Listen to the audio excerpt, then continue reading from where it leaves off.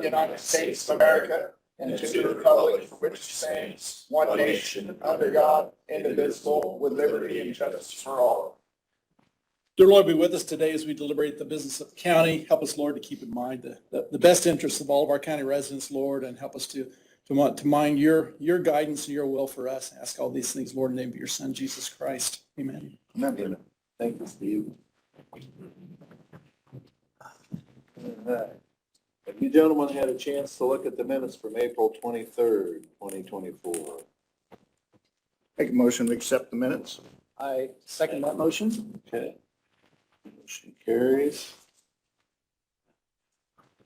Tony, what do you have for us today? Yep. Let's start off.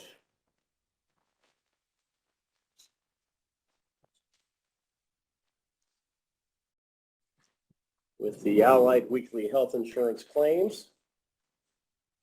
And those are in the amount of $42,300.24.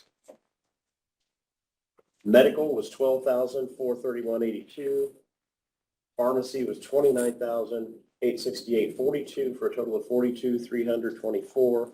I also signed verifying that they are on payments. Very good. Any questions on that? Otherwise, I accept the motion to approve that claim. So move. That's presented. Second. We have the payroll AP claims, which, as we know, are the benefits and so forth portion of the payroll. And that is in the amount of $336,289.44, $336,289.44. Any questions on that?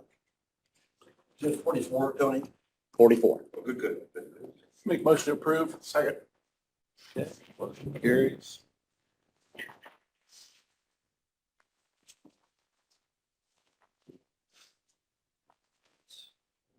Okay, next we have the monthly animal shelter report submitted by Mike and Cindy Heiser. There are currently 8 total dogs and cats sheltered according to her report. Eric, you want a copy of that? Yeah. I don't see Jim, but I'll take his. He'll be here eventually. Yeah.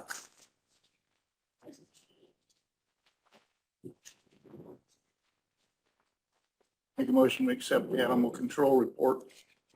animal shelter. Shelter, sorry. Second that motion. Okay, motion carries. And the animal shelter report into the record. Now that you mentioned control, I do have the animal control report submitted by Chad Sprunger for the monthly report. And I had handed that out to you all before the meeting. Take care of the press here. Don't mess with anybody that buys their ink by the barrel.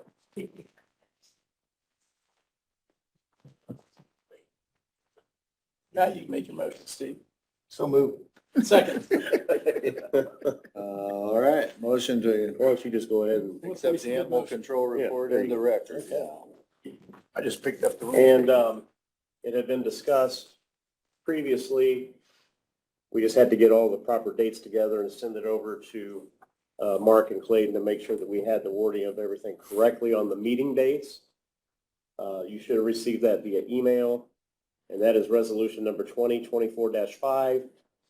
And it is simply adding additional meeting dates the second Tuesday of every month starting in June. Following the council meetings, on those dates, your meetings will start at 11 a.m. That's starting in June. I don't think I need to add anything else to that, do I?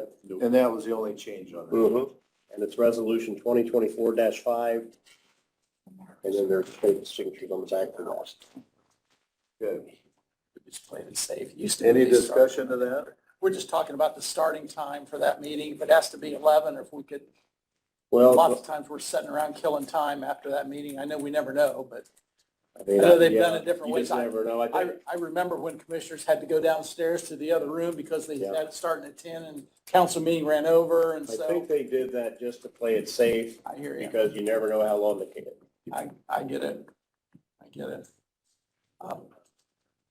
I'll make a motion to adopt the resolution. Second. 2024-5. Okay, vote in favor of that also. Motion carries.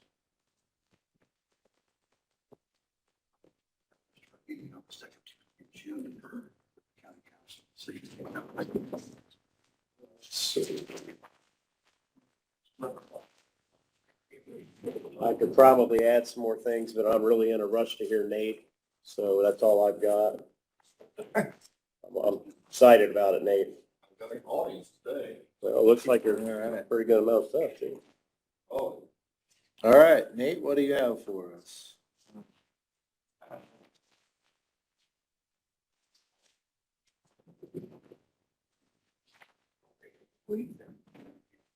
We did not receive any more bids prior to 10, I think we so. would. There's only 2 vendors of this in the region, so that's why we made that custom. So first thing we have is just the opening of the bids for the Solaire compressor trailer unit. First bid is from Wayne Vaughn out of Fort Wayne, Indiana.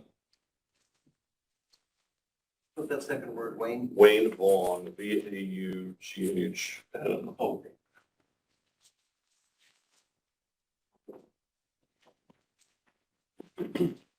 There's their non-collusion affidavit. Is that an official bid opening knife? Yep. So,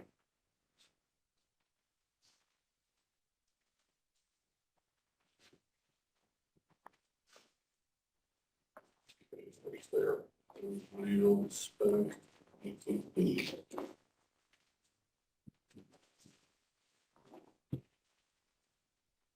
So. Their sale price for this is listed $29,529.00. There's some additional line items for freight and startup assistance, but I think the basis of selection will be their start price unless the others have impact. Second bid was from Westside Tractor. Also, I believe out of Fort Wayne. what's that first name? Westside Tractor. West side. West side. West side. That's what's located. Let's see, my folks. There's their inclusion affidavit.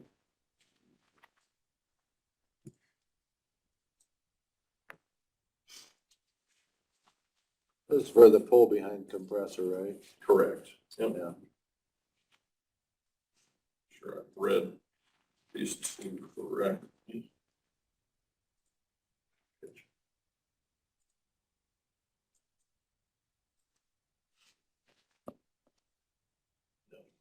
Okay, so these would be both comparable. All right, the total price, including the add alternate mounted toolbox, which is how I read this, the previous quote, is $30,900, 30900. So there's not a lot of wiggle room on something like this. So, and those. are the That's what I only was gonna 2. ask, if there's any other variables in that would. There's a couple variables I'm gonna have to look at as far as freight, startup cost. There is an add alternate toolbox to go along with this. That may have some impact, but as I read them, they should be apples to apples. So I included the add alternate in the price that was read, so. Okay. So if we elect to take that off, it would lower the final price, but my recommendation is just take those in advisement. As I advertised it to them, the plan was to make a selection at your next meeting. So Who was the first vendor you read? I'm sorry. Wayne Vaughn, so Okay. WAYNE-VAUVHN. Got it. Yep. Did you say there was shipping on that? There Also- was one that had shipping listed, I saw on that, but I wasn't sure if that was included in the base price or delivery was separate. And then also a startup was listed on one that I wanted to make sure, so. Where's West Side at? West Side, they're off of Congressional Parkway in Fort Wayne, Indiana. Okay. So not- Wayne Vaughn is Fort Wayne also, right? Yes. Okay. So it's kind of unique that they're licensed dealers, those, so they're in similar territories, there is an Yeah. overlap. Interesting. To get others to go into these territories, that's why I was kind of limited to having 2 vendors price this, otherwise we'd be pricing across vendor territories. So, and they pay for the rights for those territories, so. Yeah. So, All right, good.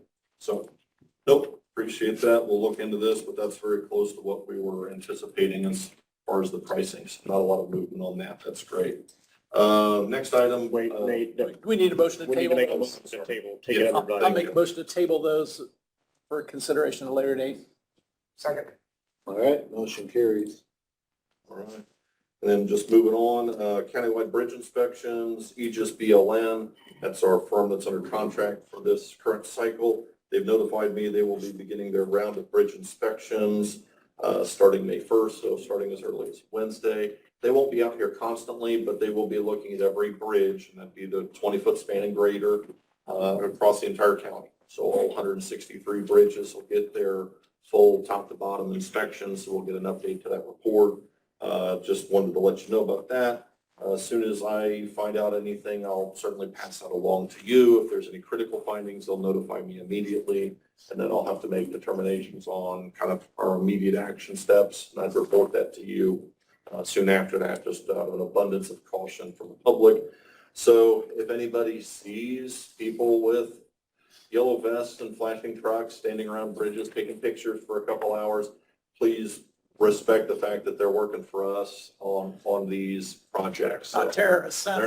They're not out there planning anything, or just to kind of avoid the calls, random questions is, what are they doing out here? When are they replacing the bridge? All of those inspections are just part of just their general top to bottom review and inspection. So just regular cycle inspections. So I not assume, replacing every one of the county and. I assume their trucks are marked. real Yep, well. so we marked, you'll see the Aegis or BLN, so they'll be marked on it. So if you're concerned, certainly call the highway department, but I'm kind of giving you the answer that I give you over the phone right now is that these are bridge inspection contractors are part of our regular cycle. Okay, No emergencies at this point unless we find something. So, very good. next item is our CCMG 2024. We were awarded our grant funds for that project. I'm proposing to advertise the HMA overlay projects on May 3rd and May 10th. We've got the advertisement ready to send out to the paper. We'll issue it to both of the Democrat and to the Burn Witness later today. But with a proposed bid opening at your June 4th commissioner meeting. So I'm assuming that would still fall. I don't know if you just changed your dates yet, but that would be the earliest date that we could open that. The projects that we have listed, 2 of them are funded through community crossings. There's 2 more that would be funded out of local road and street or engaged fund that Paul and Brad and I were working on together. So that includes those 4 jobs. We would bid them all together, but then we would have separate line items and bid tabs for those projects to keep the money separate for the CCMG, just so that Would that's they clear. be projects scheduled for this year yet? We've reached out to a couple of potential bidders on the project just to see what their capacity is. Apparently NDOT was fairly light on paving projects in the region, so there actually is capacity this year. And we're thinking that we might actually get some good numbers because asphalt is actually down here in 24. Good. So if we were to delay the project and open it up going into 25, it actually that causes some trouble because we're not sure what asphalt's going to do going into 25. It's an election year. You're never really sure what funding is going to happen going into the next year. So the contractors would build that risk in. So we wouldn't likely see savings opening that up. So, Oh, very good. so just requesting your approval on us advertising that project for bid. So approximately how long would that bridge be closed for each project? During the inspections, these are all just paving projects. The paving project? You're gonna have either partial lane closures or full lane closures, depending on their paving it. So when they're working on it, they'll be working hopefully between any school delays, depending on if they do it in the fall. Each road would probably take in thereabouts a week.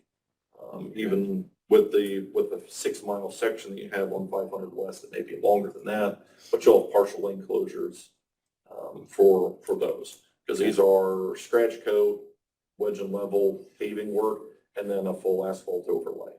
And then the plans do include a 12-inch stone shoulder to bring that back down to existing grade. Very good. So they're not full depth reclamation, they're not major structural repairs, and they are not major widening projects. The road will feel wider when it's done, definitely, but it's not a widening project. Very good. All right. So I just need well, this one, I'm not gonna move on, I'll make sure. Okay, motion approved. Yes. Second. Okay, motion carries. All right, thank you. And then lastly, just an update for you, just on Bridge 40, that's the bridge there near the golf course on Washington Street, back 40, west of 27 over the Holt House ditch. Brad and I went out there to do a test with our drag chain to kind of identify some of the deck delamination. I had a question from one of the highway guys, and I actually live nearby that bridge, so I was aware that there were some concerns as far as issues with that deck starting to open up a bit. So we went out and dragged that, actually painted some of the areas on that we felt had been delaminated. And I'm just requesting your approval. I have money within our budget for this year to do a patching project, a partial depth patch. And that would be to have the contractor go out, saw the limits around these open areas that have delaminated, cut those out, expose the rebar, clean that out, wash it, and then put galvanic anodes to resist future corrosion of that rebar, replace any rebar that would be in there, and then pour a quickset concrete on top of that, essentially patching that surface. Because right now, after rains like you've had it, there is a puddle of water between a cookie of concrete. And that's just not good for the long-term life of the rebar, because it's not epoxy coated. It's really, there's not a lot of protection in that. It's why we're looking at doing the coating and the surfacing work that we have. Each of you have kind of a draft set of plans of how I would do something simple like that. And because the work is under $50,000, we can do an invitation. I can just send requests for quotes out to some contractors in the area. And because it's patchwork, we're looking at maybe 5 days for repair work on that. And because of that, it's actually very good for my bridge contractors as filler work between other larger projects. Good. So they're looking for little 3 and 4 day projects that they could send a crew out to, because they're not allowed to start on a bridge here, but they're finished with another one. They're always looking for projects like this. And rather than bundling a bunch of these, I might actually get better pricing if I just do 1 or 2 of these every year and just request quotes from local contractors. It would build on a full replacement. or So then you give them that flexibility that they can build it into their schedule. Hey, and for me, if you got this done before November 1st, my only problem with this one is going to be for all the farmers that want to get to Bungie are going to want to use that route. Even though it's not a truck route, I get that, but I also realize the reality that they're going to want to be there. My hope is that I'm not impacting harvest, and I'll do some work with the contractors to make sure that I tried my best to avoid that window. So that would be my intent with this. Certainly doing that sort of investigation and plan development in-house, it saves us quite a bit of money. I'm just estimating maybe $20,000 as far as just getting the design work and prep work. I know firms that do that sort of testing. They do thermo-equipped camera drone flyovers and such. It gives you a lot of very good PR information about it, but a broken broom handle with a chain on it is just as effective as long as you have people to go out there and go and do that prep work. So that's how we did the prep work and review and marking that stuff out. Using the CAD software, we're able to develop plans like that. I think we're in pretty good shape. And then I'll revise those plans and redo that same sort of work in the future on. You got about 100 bridges that fall in that type of category. There's going to be plenty of work to do with that in the future. Do you want action on that as far as? If you're good, I would appreciate just having a vote on that. If you're fine with that, then I'll plan on putting it together. You don't have to close the road there for 5 days. You'll probably, that's the window I'll give the contractor.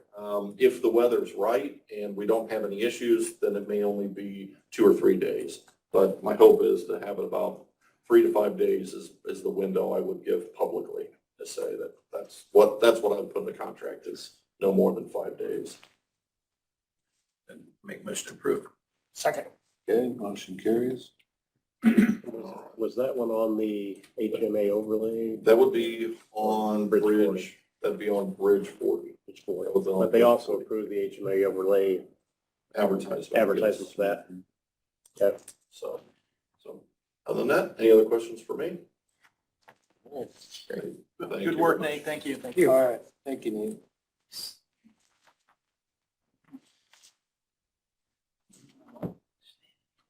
All right, is Brad here? I don't see Eeyore, I don't see Paul. Hey Nate, do you know if Brad was coming in? I don't believe so. Okay. He was out this afternoon, so. Stan, could I just make a comment, Walter? And relative to Brad's work, I see the pinwheels are still out on the courthouse lawn. Can we just have Brad, have Rick remove those? Yeah, did Rick come back in? He Or told no, us- he was not coming. Rick said he wouldn't be in today because Corson would be here at 10. Yeah, okay. We could either have Rick do it or ask Sandy and her group. do it. Yeah, with voting and election next week, we need to be able to mow the grass, get those out of there, I think. So whoever and however we can get those removed.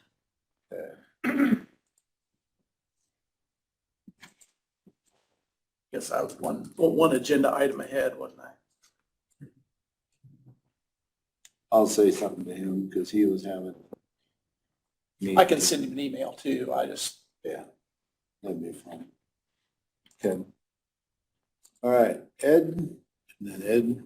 I've got his report. He had to leave. He already gave this to the press.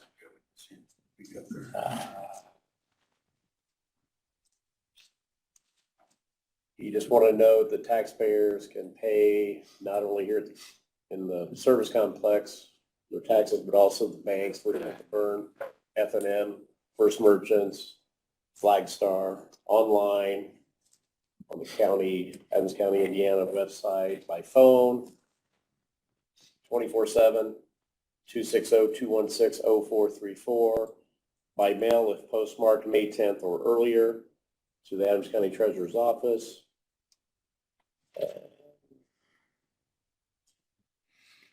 He appreciates everybody's cooperation and so forth, and I think that's about it. And like I said, you guys got a copy of that, right? So there you go. I'm texting Mark. I can jump ahead. All right.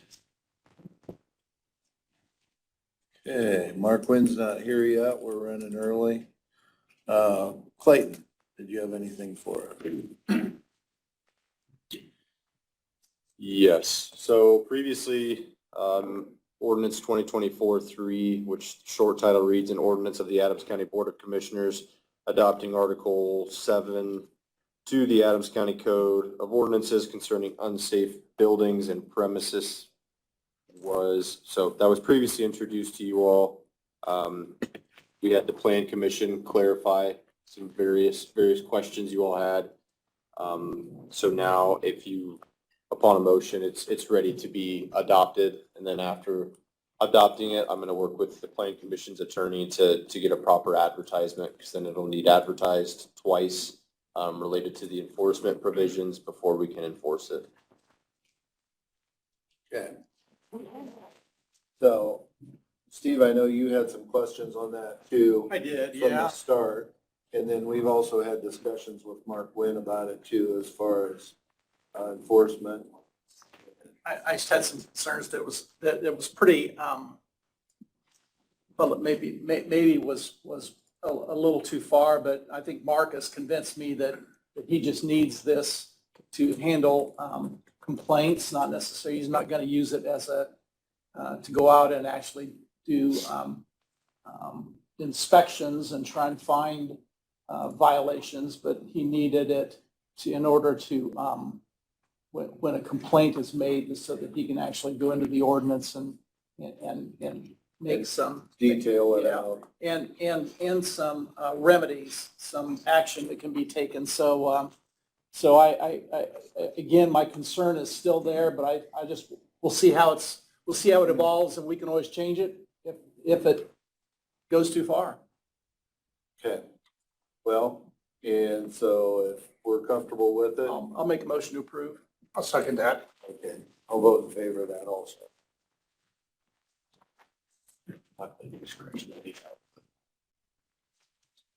Guess I reserve the right to Yeah. bring it back up if it gets out of hand. What is today? 30th? Well, both, BCA and plan signed off on it. Right. Same, signed off. on it. Yeah, and I think that is important to note, Stan, that both the BZA and Plan Commission have reviewed it And signed off on it. and supported it. Unanimous on that? Yes, they had, BZA and plan were both unanimous. Okay, that's good, put that in. BZA. Then they signed the last page. And then the last page of this. I don't have to attest that. Yep.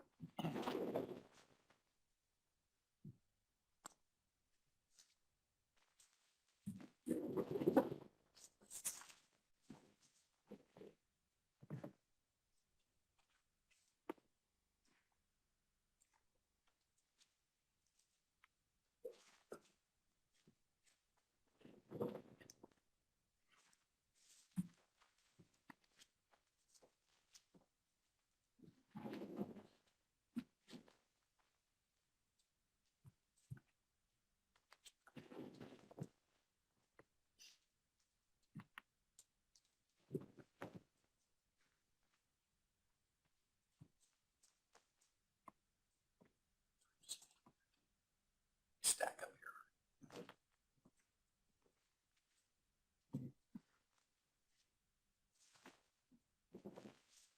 So there really wasn't any changes to that Correct. whatsoever since we've seen it. No. Nope, there were none. Just some questions answered, like Steve said, so. And I don't have anything further today. This one will cover the same thing. Yeah. Anyway.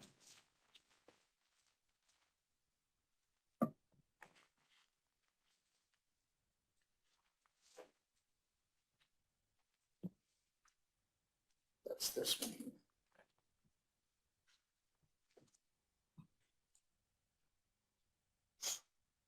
Okay. Anything else? Nope.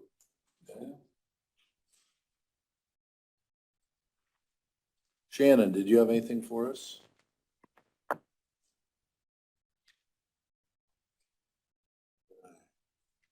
Mark's gonna be here in a little bit. He's gonna have a couple things for us. Brett, one of the things that we had asked you to do, and I don't know if you want to come up and speak to that, as far as doing, taking a good hard look at our county property.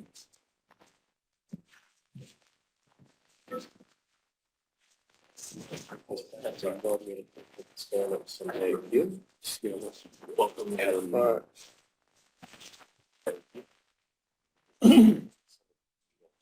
Okay, and I don't know if, Steve, if you want to introduce this or whatever. Sure. Um, One of the concerns that I had when we started looking at our property out around the jail was I didn't really know what we had there and how useful it was. And I knew there was some in the floodplain and how much was actually able to be built on or used in any way. So we agreed to engage Miller Land Surveying to take a look at our property there and to give us some ideas on what was usable and what was not usable, how it might be developed, so on and so forth. So Brett, I think you've done a great job of kind of considering that. So if you kind of want to go through what you found for us and what some of the considerations are and what some of the limitations are of that property out there? Sure. So I kind of gave you guys a sketch of kind of my thoughts on the usable acreage, like Steve had mentioned. So obviously,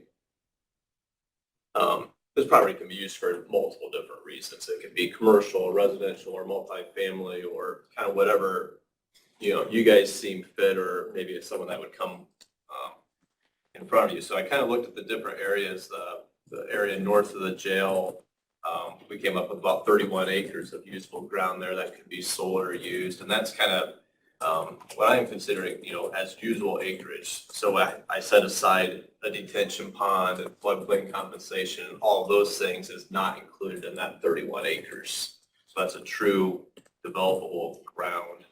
And then also, this conversations with you guys and just with the city over the years of how could we connect this in the future to High Street and different things like that. So on the sketch, I kind of I drew a street going over, the Borum Run, going through the farm that's southeast of that ditch, and then connecting into ground that the county doesn't own, but, who knows down the way. And that would be kind of a future gateway out to High Street.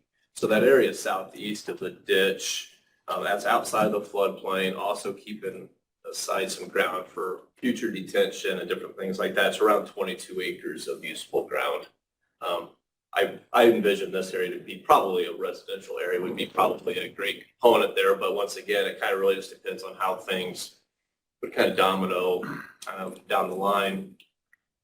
And then the last area, which is area along US 33 bypass on the southwest side of the Borum Run, about 17 acres there that's outside of the floodplain. This area, as you guys are aware of, has limitation as access from NDOT. I contacted NDOT. There's no access right now. Could there be? They said with a specific use, we would come to them and say, okay, someone wants to buy 17 acres to do project X. They would entertain a possible entrance onto 33. There's a number of factors that would go into that. They would do a traffic study. They had bought right away. At one point there'd be a payback, and just, I put questionable access. If dollars is, doesn't matter, access could be done. It's still going to be triggered by a specific use. I probably couldn't go there tomorrow and say, I want to do something random as a what if. That probably would But apply. if that were specifically laid out for example, a subdivision, Yes. they could look at that access, how many houses, how many lots were on that subdivision and say, yep, Yeah. that's serviceable. Yep. So it doesn't necessarily have anything to do with, well, I guess, that brings a question. Are there things that would be proposed there that they would definitely say, He didn't indicate that. It's a limited access right away, so NDOT's in complete control. I expected when I contacted them, my history with them has been a definite no. It's limited access. It's been there since probably, I think, bypass went in 91. I don't know if part of him giving a little leniency was it's county owned. But also they know it's next to Decatur. It's, developable ground. They're going to be a proponent not to hold stuff back if possible. But so that was very promising to me that they were open to that. well, and I don't know whether they took into account that 34.5 acres that's right immediately west of that. They, property. yeah, brought that up to them. I think in their ideal situation, those two parties would work together. One nice entrance that maybe would tee off into both parties, but that would be the ideal situation. Yeah. That, Do you think they would be more agreeable to something like that if you would For come sure. to them and say, we're going to share an access? And yeah, the farm to the west has a 50-foot gap in the fence. Okay. So if something heavy use wouldn't go there, there's probably going to be a fair amount of road improvements that would need to be done, just as ACL, decel lanes and, but the best for everybody would be both those parties working together to do one really nice entrance, service both. And I assume the further from the intersection with 27, the better, Yeah, or well, not? that gap on that is actually set. It's not Okay. too far west of the substation. Okay. There. Good deal. So, yeah, I talked to NDOT on that. Worked with, Burry's office a little bit on the Gage Airport, just to see if there was anything. Worked with my contact at Fort Wayne Airport, just to see what kind of limitations there were. And we weren't seeing anything recorded or really legal wise that would restrict this property for something being constructed. Probably I don't the only expect thing- a 5-story building anyway, but Yeah. I think something was done maybe with the jails and transmission or antenna. Oh, Well, sure. Yeah. And I remember we But- wanted to put up a 200-foot tower out there, and that was restricted to, I think, a 60-foot tower. Okay. Because, We couldn't find anything that was recorded, so I don't know if there was a meeting. I wasn't obviously involved. Are they accessing that 17 acres through that substation now, though? Yeah. I thought so. And then, the last thing I kind of analyzed was kind of the utilities availability, mainly looking at sanitary sewer, because that's, a depth and gravity type. So the jail itself, so the sanitary sewer up by the cul-de-sac's only a few feet deep, 3 or 4 feet. And the jail actually has either a lift station or some type of pump that pumps into the sewer. So unless something's being developed near Peacekeeper, depending on the amount of sewage and water they're going to use, there's going to be some type of possibly utility, Best case would be a master plan sewage lift station to service all of this, in my opinion. But And it's something to know. If someone came tomorrow, sorry, if someone wanted to come tomorrow and write a check and buy a portion of this, it's gonna have to be along Peacekeeper to do something soon. The jail is on city utilities, is that correct? They're on the city system. Mhm. Right.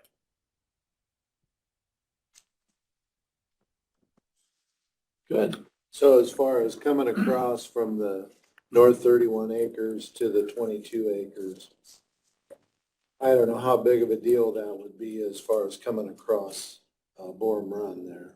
It'd be a substantial project, bridge and floodplain, and yeah, it'd be a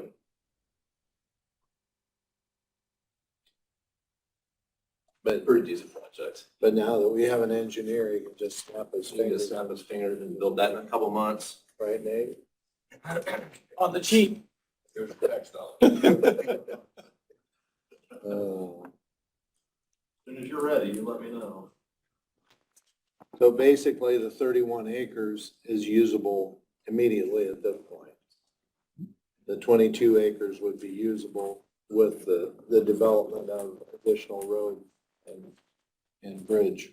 And the 31, I would say, is usable depending on their sewage demand and what they're trying to do. If they're trying to do whatever, a whole bunch of bathrooms and it's way at the north end, they're gonna have trouble getting sewer to the cul-de-sac without doing their own little Lift station. their own little lift station or grinders or, Sure.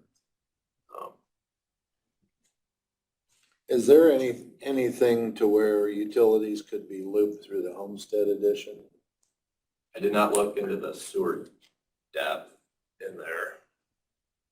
My gut would tell me it's probably not deep enough, but I did not investigate that in Homestead. I can look into that just to see. Brett, on the 31 acre section that goes off there to the east, that's a pretty long, narrow access there. Do you see any issues with, and I know the city of Decatur would have to comment on this or rule on this, but have you seen anything with the need for better fire protection access or something like that that would cause us concern to do something up in that area? I mean, there would have to be a cul-de-sac, something to be able to turn a fire truck around Okay. at the end of that. Besides that, I'm not. You haven't seen anything that would be an issue like that? Good. Good deal. Sheriff, is there anything, since this land basically surrounds the jail to the northeast and south, that you see as far as we look at land use around the jail? The one I would like?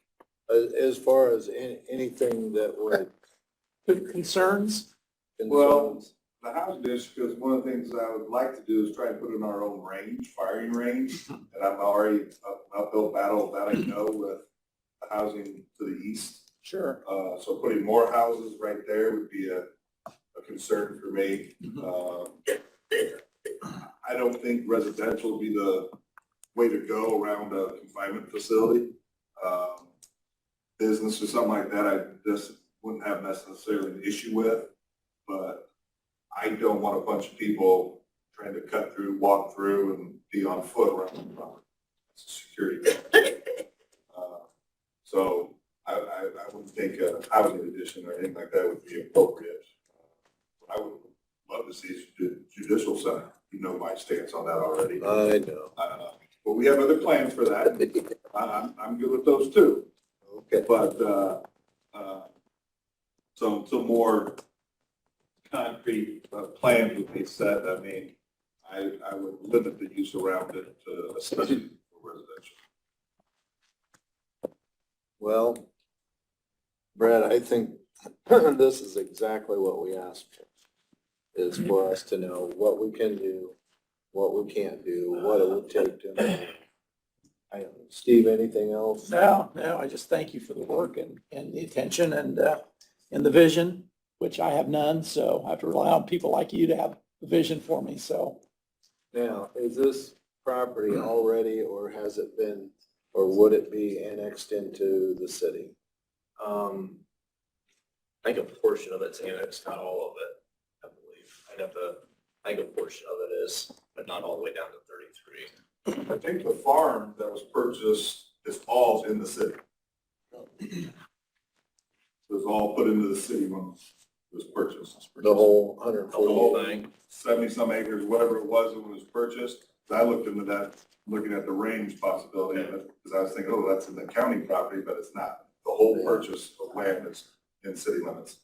Okay. The Gage property in the north is not. Correct. Everything else is. Property the county purchase shows up on GIS. Is your place in the city, Dan? Yes. It is, okay, I'll be sure. Okay.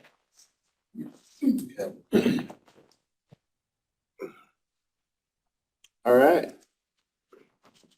I know initially when we bought that farm, there was a lot of people speaking to just sell everything off south of the Borum Run there. But I think there's potential, and I think with the need for housing and the need for development, especially directly adjacent to the city, I think that's got potential there for good use, so. All right. You've got one question, the Borum Run ditch, how big is that depth and width? What is the size of that? You said pretty good size. Yeah, guessing, I think it's probably about 8 foot deep through there. It's probably all, probably 30 or 40 feet across. Kind of guessing on that. It's a big ditch. Pretty good size. Yeah. Okay. Very good. Anything else on this then? Okay.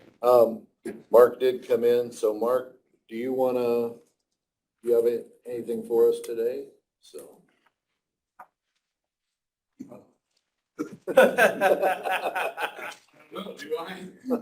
Stan, do you want Brett to stick around or? Yeah, if you would stick around and if you would come up, because we've got, Stick around. the KSL farm is straight from. This is just a big copy of that, and I know it's like electronic. I'll send everybody electronic copy. I'll stick around. Thanks, Brett. Yeah. At the end of the meeting.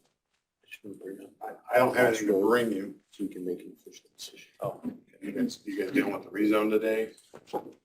We've got two separate rezones that I think we're looking at, so.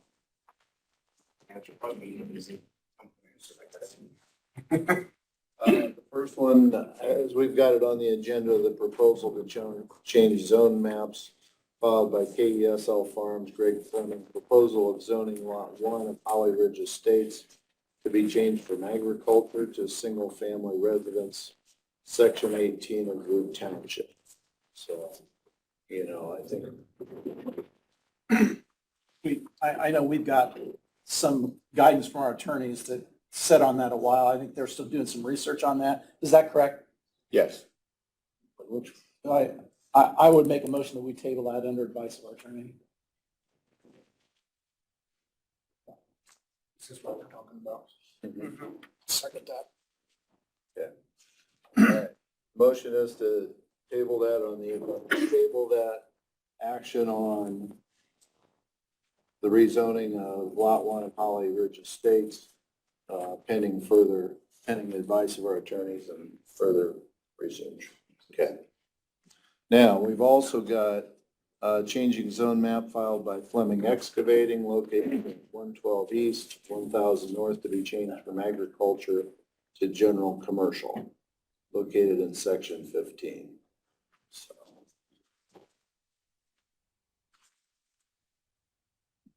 So any discussion? Do you want to speak to that one, Mark? Obviously, the Fleming Excavating Company has ran a business out of that property for decades. And as it does happen, it's happened a few times in the county where people start something and then nobody knows how big it's ever going to go. And so obviously it's grown to be a pretty big thing. They're wanting to do a little more building out there. And when they came in and talked about a new development plan and another building, we just thought it was appropriate to maybe get that thing zoned proper for what it's actually being used for and has been used for. Like I said, I don't know how many years, but I'm assuming at least 20 or more. And so he said he would file for that change, and he did. And it was something that was recommended by the Plan Commission to you guys. They were favorable of getting it zoned correct to match what's going on. Use won't change as far as, it just makes it appropriate. So Okay. that's what it's about. Brett or Steve, you sit on the Plan Commission. Did you have anything else with that? No. Okay. So do we want to take action on that today? Make a motion to approve. I appreciate the Plan Commission's work, and I was fortunate to be able to sit through the Plan Commission meeting and hear the presentation and hear the discussion and feel like that it's appropriate and make a motion to approve. Second. Okay, I vote in favor of that also. All right. That's good. Anything else? All right, thanks for coming in. Thank you very much. See you at the number. We can do that at the end too. All right, any other reports from committee? Not that I can think of. Does Shannon have anything for us? Nope. Wow. Okay. Real brief, I have two more things. Based on that approval, I have an ordinance Tony's looking up for that rezone from agricultural to commercial. So just need a motion for approval and Gotta signature find on the that number one. here. I was waiting on Tony. Be number 5. Number 5, ordinance 2024-5. Okay. And so with this motion to approve, would that be the same as the motion to approve the ordinance? Yes, so really just signatures. I'll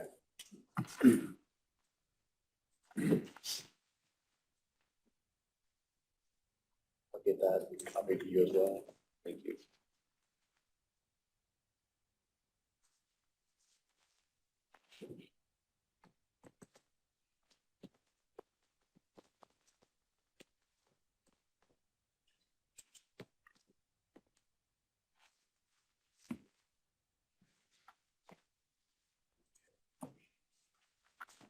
Hey, Steve, Billy, are you on the Plan Commission? I am not. Steve Kuhn is. But You were there, you saw it. we were. Okay, anything else from general public? I want a second. Oh, I'm sorry. Sorry, for general public comment after that. Previously, Crossroads Community had approached the commissioners related to their request to lease property from the county. Specifically, I think they were referencing this Peacekeepers Way. And I think based on the discussions, you all, I assume, and you can tell me if you're not, might be in a position to provide them with an official response to that request. So I just wanted to remind you of that before we continue to not provide them with a response. I guess I had a kind of a sidebar discussion with Kevin Biggs the other day, and I think they have an alternative site that they're looking at now. So I guess I don't know that they've withdrawn that request, but just some, like I said, a sidebar conversation with Kevin led me to believe that maybe the site, the Peacekeeper Way site, was not their first choice anymore. So, and maybe we just, I don't know whether we need to take action on that or not. What do you think? just based on that piece of information. That's perfectly fine, to just not take action on it, and they can come back to us if they Yeah, want to reinvigorate that request. Well, it almost sounded like they had requested, I guess they didn't have a specific request, though, did they? They did not. It was just a discussion at that. Correct. So, I would say if they had made a specific request, then we should respond, but if not, then. Correct. Yep. So, thank you. All right. Anything else from the general public? All right. motion to adjourn. Okay.